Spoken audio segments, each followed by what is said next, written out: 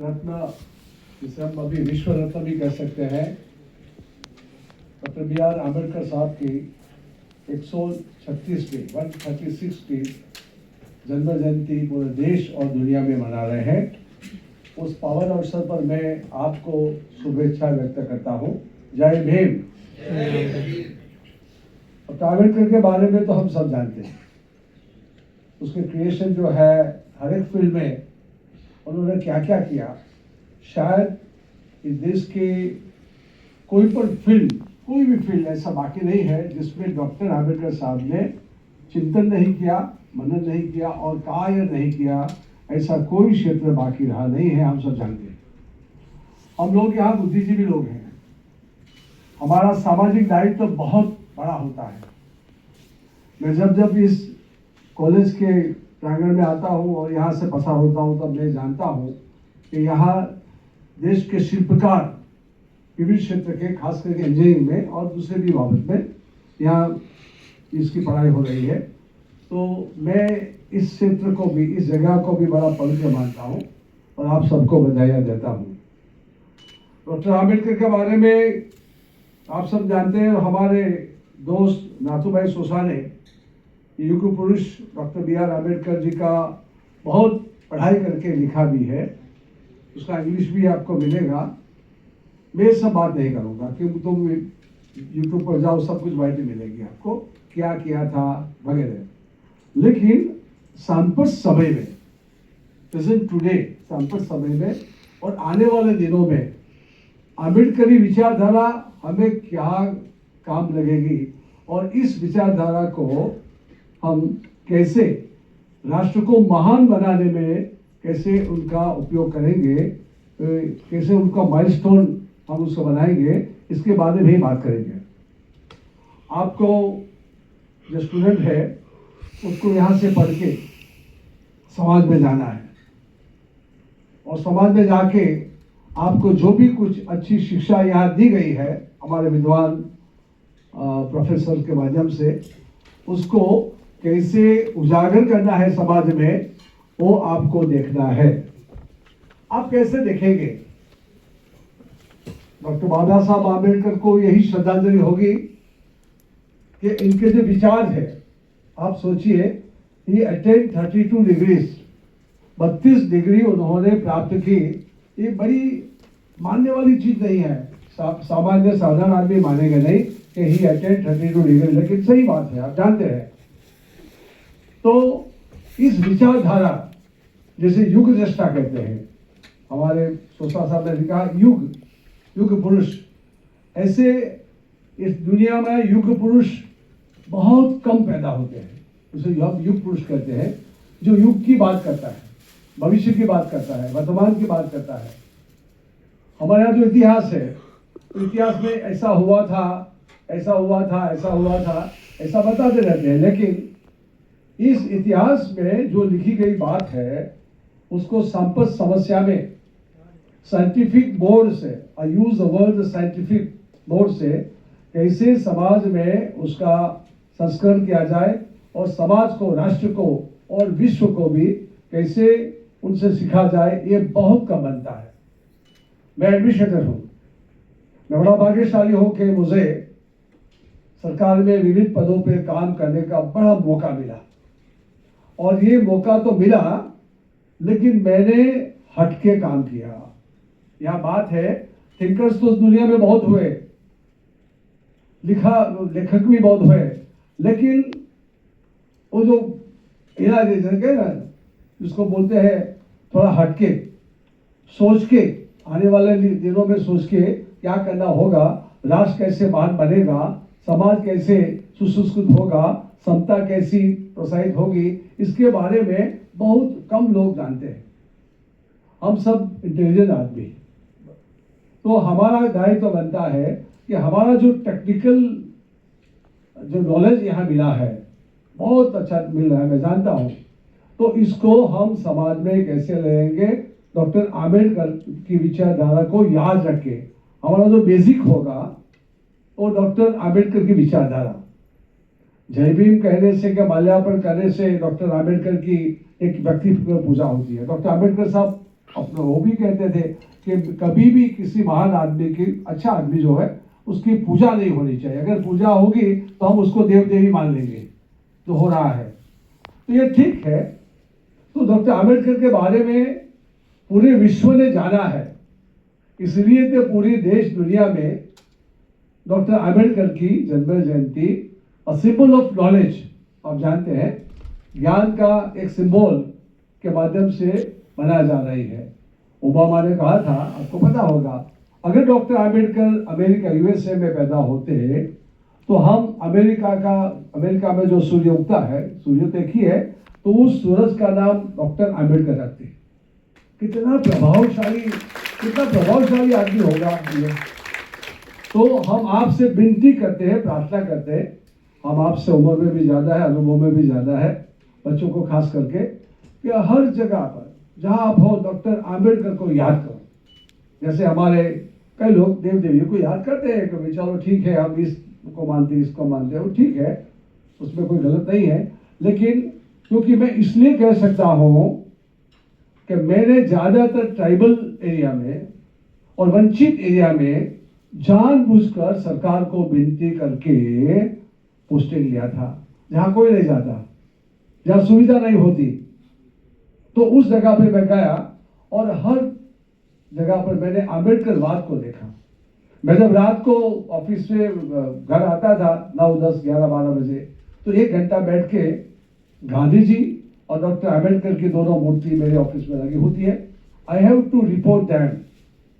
ये मेरा एक मिजाज था कि मैंने क्या किया, खास करके जो दलित है, पीड़ित है, शोषित है, महिला है, और समाज के जो प्रॉब्लम्स है, जैसे कुपोषण है, माल न्यूट्रिशन है, वाटर मैनेजमेंट है, ये है, वो है, तो उसके बारे में अच्छे से अच्छे में क्या कर सकता हूँ, उसको मुझे रोज रिपोर्ट देनी पड़ती थी और डायरी में रखता था कि मैंने सर आज इतना किया, और मैं इनसे आशीर्वाद मांगता था, गांधी जी से, इनसे वगैरह से। तो मुझे पता चला कि हम अच्छा काम कर सकते हैं। इसलिए मैं आपसे विनती भी करूंगा, प्रार्थना करूंगा, आप भी जब पढ़ाते हैं और आप जब पढ़ते हैं, तब डॉक्टर बाबा साहब आम्बेडकर की जो प्रखर इच्छा शक्ति थी, आपको पता होगा कितनी मुसीबत में उन्होंने पढ़ाई की थी, उसके बारे में मैं नहीं जाऊंगा। इतनी मुसीबत तो हमको है ही नहीं, अभी सब कुछ हमारे हाथ में है, कंप्यूटर है, लैपटॉप है, ये है, वो है, तो सारी जानकारी अभी हमें मिल रही है, सारी जानकारी अभी मिल रही है। गांधी जी के टाइम में अगर कंप्यूटर होता, लैपटॉप होता और मोबाइल होता, तो गांधी जी को पत्र लिखने में टाइम जो जाता था ना, वो नहीं जाता। आप समझे ना? तो गांधी जी, उसकी जो बात थी, गांधी के, तो ये एक साथ हजारों लाखों लोगों तक पूरे देश में पहुंच सकती थी। लेकिन हम लोग भाग्यशाली है कि हमारे पास टेक्नोलॉजी है और टेक्नोलॉजी कॉलेज। डॉक्टर आम्बेडकर ने टेक्नोलॉजी की पढ़ाई नहीं की थी, आप जानते हैं, फिर भी उन्होंने टेक्निकल नॉलेज को बढ़ावा देने के लिए कई जगह उनके नाम पे सरकारों ने ये इंजीनियरिंग कॉलेज खोला है, आप सब जानते हैं।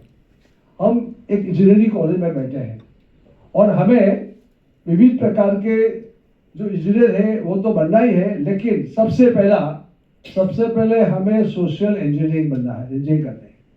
First we are engineering of some faculty we may, but for all first we are social engineer. हमारे ज्ञान से समाज के जो पिछड़े लोग हैं, कोई भी लोग हैं, उनको कैसे ज्ञान मिलता है और इनसे इनकी सुखाकारी में, इसे कहते हैं HDI, ह्यूमन डेवलपमेंट इंडेक्स। हम लोग अभी भी ह्यूमन डेवलपमेंट इंडेक्स के बारे में बहुत कम जानते हैं। हम जानते हैं कि ह्यूमन डेवलपमेंट इंडेक्स में हमारा देश कई चीजों में बहुत पीछे है, खास करके बहुत बातचीत है। अभी आप देखते हैं डैम टूट रहा है, रास्ते बिगड़ रहे हैं, ये पालकी रोज कभी कभी जाते हैं, मुझे बताते हैं कि सर ये स्पेशली आपको बोला, क्योंकि SVIT में इन सरकारों को भी श्रद्धा है, विश्वास है कि SVIT एक ऐसी कॉलेज है जहाँ के प्रोफेसर्स जो करेंगे वो सच्चा करेंगे, उसमें कोई भी गालमेल नहीं करेंगे। तो ये आपके पर लगाए गए एक रखा गया बड़ा बड़ा विश्वास है। आज अगर हम ऐसा कुछ करेंगे तो हम डॉक्टर आम्बेडकर को सही ढंग से श्रद्धांजलि, भावांजलि, आदरांजलि दे सकते हैं। मेरी आपसे विनती है कि आप कभी कभी जाइए, गांव में जाइए, जैसे वाटर मैनेजमेंट है, आपको पता है कि वाटर मैनेजमेंट के लिए सबसे पहले भाखड़ा नांगल दामोदर वेदी का काम डॉक्टर आम्बेडकर ने किया था। हालांकि वो इंजीनियर नहीं थे, फिर भी किया। आप देखो, और आज हम उसका लाभ ले रहे हैं। तो यही बात मैंने पूरी जिंदगी गांधी जी, डॉक्टर आम्बेडकर और महान जो जो व्यक्ति हुए हैं, इनको ध्यान में रख के करी, तो मुझे एक स्वांत सुखाय हो गया। मुझे बहुत अच्छा असर आनंद आता है कि चलो मैं कुछ कर सका।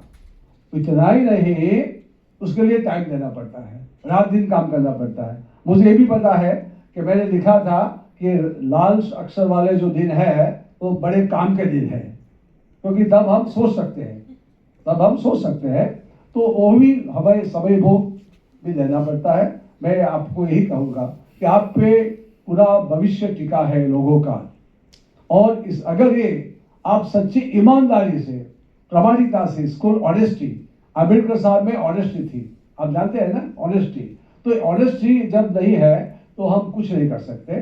तो अभी जो भी कुछ हो रहा है इसमें एजुकेशन में कोई कमी होगी तो ये ऑनेस्टी नहीं है, इसलिए मैं सरकार में होकर जानता हूँ। मैं रिटायरमेंट के बाद भी सतत काम करता रहता हूँ, क्योंकि मैं जानता हूँ कि सरकार हमें पेंशन देती है, और समाज के लिए जो भी कुछ करना है डॉक्टर विचारधारा, आम्बेडकर विचारधारा से, वो हम करते रहते। इसमें हमें 100% तो नहीं मिलता कोई भी चीज में परिणाम, लेकिन कुछ ना कुछ मिलता है। हम जोर से जोर चलाते रहते हैं। मुझे एक बड़ी अच्छी चीज याद आई। आपको पता होगा कि मैं जब पोस्ट ग्रेजुएट हुआ तब जीपीएससी की एग्जाम थी, लेकिन result was awaiting because of the high court matter. तो I have join as a clerk in SVIT. तो आप सबसे ज्यादा एसवीआई का सर्वेंट मैं, जो मैं सेवा जो किया था, मैं शायद 1 साल 1.5 साल मैंने यहाँ काम किया था, और मुझे बड़ी अच्छा लगता है। और मैं देखता भी था कि देखो शायद मैं पास हो जाऊं तो एसवीआईटी के बारे में जो हो रहा है, पढ़ाई हो रही है, चाहे मैं इंजीनियर नहीं हूं फिर भी मैं सोशल इंजीनियर बनूंगा, और मैं सोशल इंजीनियर बना। कई चीज ऐसी है जैसे एचडीआई में जो हमने एडमिनिस्ट्रेशन ने पाई, और वो उसका बीज यहाँ रखा था। एक बात बताता हूँ, मैं 78 की बात कर रहा हूँ, जब मैं यहाँ था, ठीक है, 78 में। तो यहाँ से बहुत पानी आता था सर, दादू भाई, इतना पानी आता था क्योंकि बिल्डिंग थे ही नहीं ना, सब खेत थे। तो इतना पानी आता था कि आपका जो गेट है ना, मेन गेट, यहाँ से वो व्यास साहब थे हमारे प्रिंसिपल साहब, तो उनका जो बंगला था पहले, तो वहां से पानी जाके वो दीवार को तोड़ देता था, और पूरा रास्ते में बड़ा खड्डा हो जाता, 15-20 फुट। हमने सोचा अरे यार इतना पानी बह रहा है, और देश में और गुजरात में पानी की जो तंगी है, क्योंकि तब डैम नहीं हुआ था, हमारा उका डैम था लेकिन नर्मदा डैम नहीं हुआ था। आप मानोगे, फिर हमने क्या किया, मैंने एक जयंती भाई मैंने व्यास साहब से कहा लेकिन आपके पास सर ग्रांट नहीं थी उसके लिए वाटर रिचार्ज वेल, तो हमने 80,000 जयंती भाई कलर टैक्स से लिया, और ये हमारी जो चिंता थी वाटर मैनेजमेंट की, जो शायद उनकी होगी हमारे में आई होगी, तो हमने एक 80,000 रुपये का, एक प्रोफेसर एनसी शाह यहाँ हुआ करते थे सिविल इंजीनियर, तो उनसे विनती की, और हमने एक बड़ा रिचार्जेबल कुआं बनाया। आपको पता है अबजो लीटर पानी उसमें गया। हुआ क्या, तो आपके जो कैंपस है और बाजू में यूनिवर्सिटी के कैंपस है, वहां नीचे से जो क्षार वाला खारा पानी आता है ना, वो आ गया था, और आपके पेट सूख रहे थे। व्यास साहब ने बताया कि सर क्या करें हम लोग, तो प्लांटेशन का, तब मैं सूडा का चीफ एग्जीक्यूटिव अथॉरिटी था। मैं सूडा में गया और मुझे देखना था वाटर मैनेजमेंट का, लैंड मैनेजमेंट का, और पूरा डेवलपमेंट कैसा होता है उसके बारे में मुझे एक प्लानिंग करना था। मैं प्लानर था। तो एसवीएनआईटी से मेरे कई प्रोफेसर मित्र आते थे, मैं उनकी सलाह लेता था, और मुझे क्या करना है, जैसे रोड इंजीनियरिंग में, ये इंजीनियरिंग, वो इंजीनियरिंग, बिल्डिंग इंजीनियरिंग में, क्योंकि हमको डीसीआर बनाना था, development control rules and regulation, जिसपे हम कॉर्पोरेशन काम करती है, हर डिपार्टमेंट काम करता था, और लंबा सोच के 25-30 साल का सोच के करना पड़ता था। और इससे क्या हुआ कि पानी आना बंद होगा, खारा पानी जो आता है नदी से सर, वो आना बंद होगा, और हमारे यहाँ पूरी की पूरी हरियाली हो गई। मुझे पता है कि मैंने 78 में यहाँ 20,000 पेड़ लगाए थे सूडा से। कितने? 20,000 पेड़ लगाए थे, रिसर्च में लगाए थे। तो पानी का प्रॉब्लम हो गया। इसे सोशल साइंस कहते हैं, सोशल टेक्नोलॉजी कहते हैं। सोशल टेक्नोलॉजी में क्या करना है, जैसे हमारे प्राइम मिनिस्टर, हमारे सीएम थे ऑनरेबल नरेंद्र भाई मोदी, तो पानी जब बह जाता था तब तो उसने एक छोटी सी स्कीम बताई, आपको पता होगा, बोरीबंद। गांव में बोरीबंद होता है, जैसे एक थैली होती है, उसमें आप मिट्टी भरो, रेती भरो, और पहले 10 लगाओ, फिर 8 लगाओ, फिर 7 लगाओ, 6 लगाओ, तो जो थोड़ा सा रिवर थोड़ी थोड़ी होती है उसे हम खाड़ी बोलते हैं। तो उसमें पानी जमा रहता था 10 दिन तक, 15 दिन तक, महीने तक, 2 महीने। मुझे पता है कि मैं बावड़ा में, मैं जब डीडीओ था अहमदाबाद में, टीआरडी डायरेक्टर था, तो मैंने सोचा कि साहब की सोच बहुत अच्छी है, क्योंकि पानी का प्रॉब्लम था तब, नर्मदा नदी का वाया नहीं था, पूरा सूखा ही गया था, विरमगांव, बावड़ा, ये सब चीज। तो एक दिन एक वहां भावनगर से एक उतावड़ी नदी उतावड़ी, उसे कहते बहुत जल्दी में आती है, ऊपर से आती है ना, तो फटाफट फटाफट निकल जाती है। तो उस उतावड़ी नदी में हम लोग ने 100-150 लोगों को रोजी देके हमने बोरीबंद बांधा था, पता है। उस बोरीबंद बांधा, लोग हंस रहे कि सर ये आप खर्च कर रहे हैं। मैंने कहा मोदी साहब ने कहा है तो कुछ अच्छा ही होगा, तो हमने किया, लोगों को रोजी दिया। तो पानी बरसा नहीं था। रात को मैं वहां रोका था सखी रेस्ट हाउस में, मेरे टीडीओ साहब आए, मामदार साहब ने कहा सर रात को भावनगर में बहुत बारिश हुई और उतावड़ी नदी में इतना पानी आ गया। हमने देखा तो 12 से 15 किलोमीटर की जो खाई लंबी थी उसमें पानी आ गया। देखो ये इंजीनियरिंग है था क्या। लोग बहुत तब कहते हैं कि मोदी साहब ये करे वो करे, लेकिन इनकी सोच आप देखो, छोटी सी सोच है। इस तरह से हम गांव को कहते हैं। मैं अभी ट्राइबल एरिया में सर काम करता हूँ। मैंने कहा है अगर ट्राइबल एरिया का डेवलपमेंट करना है, क्योंकि वहां पानी जाता नहीं है, हमारे पास इतने वो है नहीं ईस्टर्न एरिया में, तो डैम है फिर भी पानी नहीं है। हमने कहा है गांव का पानी गांव में, क्या गांव का पानी गांव में, और कैसे, तो बोरीबंद बनाओ, ये बनाओ, ये इंजीनियरिंग का काम है, लेकिन ये सोशल इंजीनियरिंग है।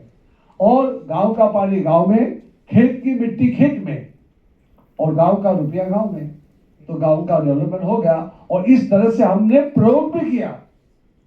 मैं आपसे गुजारिश करता हूं कि हम ऐसा करें सर, डायरेक्टर साहब से करता हूं कि 2-4 गांव, 5-7 गांव, एक डिस्ट्रिक्ट में, एक जो ट्राइबल एरिया है सर, उनमें हम दस्तक लेते हैं नातू में, और हमारी जो टेक्निकल विद्या है सिंपल भाषा में हम उनको बताएंगे।